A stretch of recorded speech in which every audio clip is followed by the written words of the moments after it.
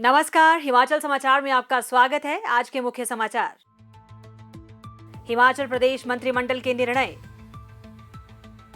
बैठक में वर्तमान करुणामूलक रोजगार नीति के संशोधन को मंजूरी प्रदान। प्रति परिवार वार्षिक आय पात्रता मापदंड को 2,50,000 रुपए से बढ़ाकर 3 लाख रुपए किया। सिस्टर निवेदिता राजकीय नर्सिंग कॉलेज शिमला में बीएससी नर्सिंग की सीटों की संख्या 60 से बढ़ाकर 100 करने का निर्णय। मुख्यमंत्री ने कहा, मादक पदार्थों के दुरुपयोग पर जीरो टॉलरेंस नीति अपना रही प्रदेश सरकार। पुलिस भर्ती में चिट्टा टेस्ट होगा अनिवार्य।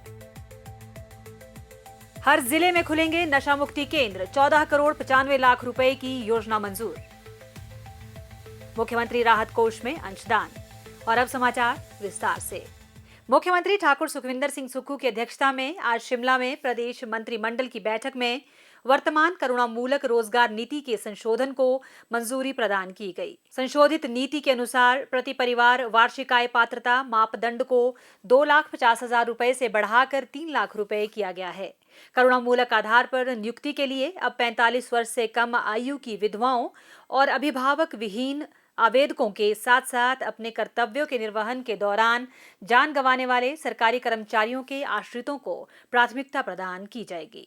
इसके अतिरिक्त जिन मामलों में इस प्रकार की नियुक्ति के लिए मौजूदा 5% कोटे के तहत रिक्तियां उपलब्ध नहीं है, उस स्थिति में मंत्रिमंडल ने पात्र आवेदकों को लाभान्वित करने के लिए इस कोटे में एक मुश्त छूट की अनुमति देने का निर्णय लिया है।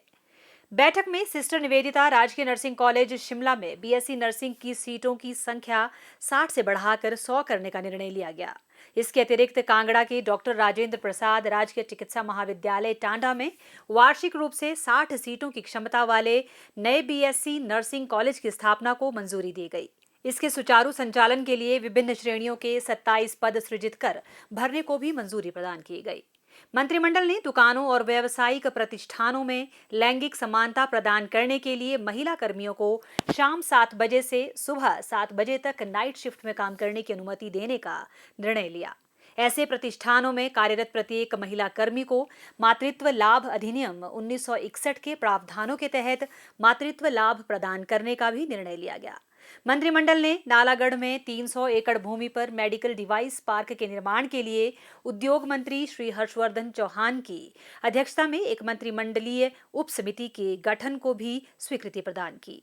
यह उप समिति 2 माह के भीतर रिपोर्ट प्रस्तुत करेगी। मंत्रिमंडल ने हिमाचल प्रदेश लघु खनिज रियायत और खनिज अवैध खनन, परिवहन और भंडारण निवारण नियम 2015 में संशोधन को भी मंजूरी प्रदान की। संशोधित प्रावधानों के अनुसार सड़क काटने के कार्य में शामिल ठेकेदारों या एजेंसियों को अब जलाशय परियोजनाओं की गाद निकालने और रखरखाव के दौरान उत्पन्न सामग्री का उपयोग निजी उद्देश्य के लिए करने की अनुमति होगी। इसके अतिरिक्त किसी भी बचे हुए कच्चे माल या तैयार उत्पाद के साथ साथ उत्पन्न संपूर्ण सामग्री की नीलामी निर्धारित प्रक्रिया के अनुसार नामित समितियों द्वारा की जाएगी। बैठक में शिमला धर्मशाला शिमला हवाई मार्ग पर उड़ान संचालन के लिए राज्य सरकार और अलायंस एयर एविएशन लिमिटेड के मध्य समझौता ज्ञापन को 1 जुलाई 2025 से 30 जून 2026 तक के लिए बढ़ाने का निर्णय लिया गया। बैठक में हिमऊर्जा के तहत 5 मेगावाट से कम क्षमता वाली 172 लघु जल विद्युत परियोजनाओं को रद्द करने को मंजूरी दी, जिनका काम लंबे समय से रुका हुआ था। ये परियोजनाएं अब पुनः विज्ञापित की जाएंगी। इसके साथ ही भविष्य में जो भी 5 मेगावाट तक की परियोजनाएं दी जाएंगी, उन पर 12% मुफ्त बिजली रॉयल्टी और 1% स्थानीय क्षेत्र विकास कोष के लिए देना अनिवार्य होगा। मंत्रिमंडल ने 5 मेगावाट से अधिक क्षमता वाली उन 22 जल विद्युत परियोजनाओं को रद्द करने की मंजूरी दी, जिनके साथ अब तक कोई भी समझौता नहीं हुआ है और जिन्हें पहले ऊर्जा विभाग ने आवंटित किया था। बाकी बची परियोजनाओं को अपने नोटिस का जवाब देने के लिए 5 अगस्त 2025 तक का समय दिया गया है। बैठक में 14 परियोजना डेवलपर्स के साथ बिना ब्याज अग्रिम प्रीमियम की मूल राशि पर अदालत से बाहर समझौता करने के लिए एक समिति गठित करने का निर्णय लिया गया। मंत्रिमंडल ने कांगड़ा हवाई अड्डे के विस्तार की प्रक्रिया को आगे बढ़ाने के उद्देश्य से भूमि अधिग्रहण कार्यवाही के लिए भूमि अधिग्रहण पुनर्वास और पुनर्स्थापना में उचित मुआवजा और पारदर्शिता अधिकार अधिनियम 2013 की धारा 26 के तहत समय सीमा को 1 वर्ष के लिए यानी 16 अगस्त 2026 तक बढ़ाने का निर्णय लिया है। मंत्रिमंडल ने जिला सिरमौर के धौला कुआं माजरा योजना क्षेत्र के लिए विकास योजना को स्वीकृति प्रदान की। यह योजना प्राकृतिक संसाधनों और पर्यावरण सौंदर्य को संरक्षित करते हुए क्षेत्र में सतत आर्थिक विकास को बढ़ावा देने के उद्देश्य से तैयार की गई है। बैठक में कांगड़ा जिला में पटवार सर्कल नलेटी के पुनर्गठन को मंजूरी दी गई, जिसके तहत देहरा तहसील के महाल, मसोटा और बलहार क्षेत्र को हटाकर प्रागपुर तहसील के अंतर्गत पटवार सर्कल गढ़ में शामिल कर दिया गया है। बैठक के दौरान हिमाचल प्रदेश में नशे की स्थिति पर एक विस्तृत प्रस्तुति दी गई, जिसमें आबकारी एवं कराधान विभाग द्वारा इस गंभीर चुनौती से निपटने के लिए किए जा रहे प्रयासों और पहलों के बारे में बताया गया। मुख्यमंत्री ठाकुर सुखविंदर सिंह सुक्खू की अध्यक्षता में मंगलवार को शिमला में आयोजित मंत्रिमंडल की बैठक में नशे के खिलाफ प्रदेश सरकार द्वारा उठाए जा रहे कदमों की विस्तार से समीक्षा की गई। मुख्यमंत्री ने कहा कि प्रदेश सरकार नशे के खिलाफ जीरो टॉलरेंस नीति अपना रही है और युवाओं को नशे से बचाना सरकार की सर्वोच्च प्राथमिकता है। मंत्रिमंडल ने पुलिस भर्ती में अब चिट्टा सिंथेटिक ड्रग का डोप टेस्ट अनिवार्य करने का निर्णय लिया है। इसके अतिरिक्त सभी नए सरकारी कर्मचारियों को यह शपथ पत्र देना होगा कि वे चिट्टा का सेवन नहीं करते हैं। मुख्यमंत्री ने नशे से जुड़े मामलों में संलिप्त कर्मचारियों के खिलाफ सख्त कार्रवाई करने के निर्देश भी दिए। प्रदेश में ड्रग्स के दुरुपयोग की स्थिति नियंत्रण में है। एनडीपीएस एक्ट के तहत दर्ज मामलों की संख्या कुल मामलों का 9% है, जो कि पंजाब के 20% की तुलना में काफी कम है। वर्तमान सरकार के कार्यकाल में अब तक 45 मामले दर्ज किए गए हैं और नशे से जुड़े लोगों की 42 करोड़ 22 लाख रुपए की संपत्ति जब्त की गई है, जो पिछले वर्षों की तुलना में दोगुनी से भी अधिक है। इसके अतिरिक्त पीआईटी एनडीपीएस एक्ट के तहत 44 लोगों को हिरासत में लिया गया है।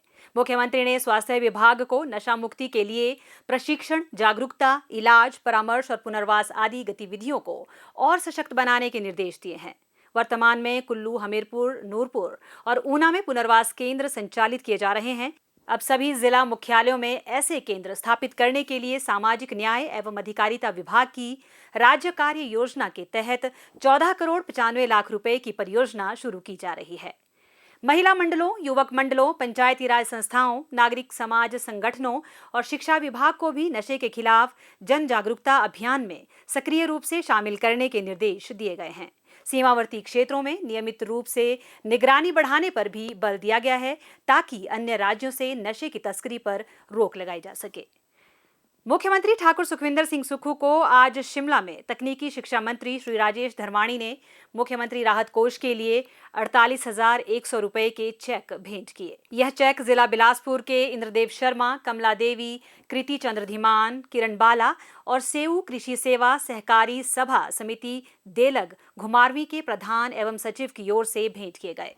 मुख्यमंत्री राहत कोष के लिए Kangra cooperative primary agriculture and rural development bank limited के अध्यक्ष श्री रामचंद्र पठानिया एवं प्रबंध समिति द्वारा मुख्यमंत्री को 11 लाख रुपए का चेक भेंट किया गया। मुख्यमंत्री ने अंशदान के लिए आभार व्यक्त किया। उन्होंने कहा कि यह राशि विपत्ति के दौरान जरूरतमंदों की सहायता में सार्थक साबित होगी। हिमाचल समाचार देखने के लिए सब्सक्राइब करें यूट्यूब चैनल हिमाचल समाचार, लाइक करें Facebook page information and public relations department Himachal Pradesh और सीएमओ हिमाचल। फॉलो करें x@DPRHP और सीएमओ हिमाचल। फॉलो करें इंस्टाग्राम @DIPR हिमाचल और सीएमओ हिमाचल। विजिट करें वेबसाइट www.himachalpr.gov.in। इस अंक में इतना ही। कल फिर होगी मुलाकात। दीजिए इजाजत। नमस्कार।